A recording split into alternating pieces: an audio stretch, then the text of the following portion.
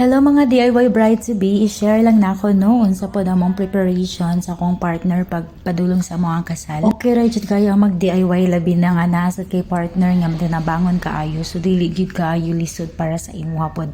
So on the way mi ani padulong sa among venue sa kasal adto mi sa balay sa Angkay. Medyo sulunon siya but thanks God kay nakabaro mi og sakyanan sa akong cousin. So mao na ni pasulod na mi ani sa venue sa balay sa Angkay and thankful mi sa akong cousin kay gipabaro mi niya siyang sakyanan. So mani akong groom to be nga grabe ka kugihan nga driver, very hands-on. Maka-proud kaayo as in. And now, tada! Nabot na ta sa balay sa Angkay. So mao ni among venue for tomorrow's wedding and thanks God nindot kayo ang panahon as in. So na swimming pool and enjoy pa sila nga duwa sa billiards. And of course, naabot na po ng mga ladies, among on-the-day coordinators, Pastora Geraldine and Pastora Rai Rai, and of course, our MC, si Maze Hazel, and si Pastora Rai Rai, kinaaday siya dito sa video kihan. Nagkanta-kanta pa siya, guys. So, mga ninindot ko siya tingog, paminawan ninyo.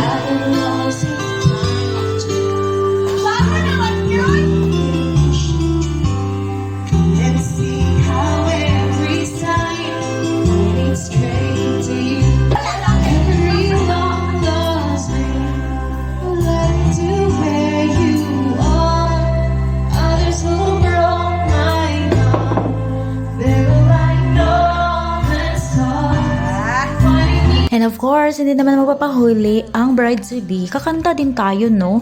So, I'll sing the song, The Gift. You saved my heart from being broken apart. You gave your love away. I can't find the words to say that I'm thankful every day for the gift. And then, nabot na po si Ma'am Jenna Faye, ang amo ang deco coordinator and our catering also. So, nagplano sila, nag-arrange na sila sa setups. Then, sa function hall sa Balay sa Angkay. So, grabe gid kayo lang effort. And I'm so blessed and appreciated kayo na ako ang ilahang commitment yun. Uy, grabe gud si Ma'am Jennifer. And now in this portion, gipatawag namin sa mga MC and sa ordinary coordinators. Kay nag final rehearsal mi para sa wedding tomorrow. Kaya yung taon, basta hindi mi kayo balo asa mi dapat mo paso, di ba?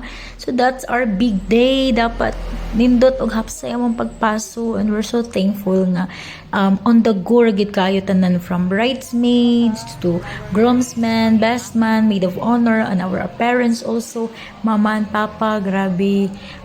Despite nga naglain ang lawas ni papa, pero thankful jud ko nga nigahin gid sila panahon sa mong final rehearsal. Of course, akong ate, fresh from France. Niuli lang gid siya para sa akong wedding and grabe ka amazing. Love you, ate.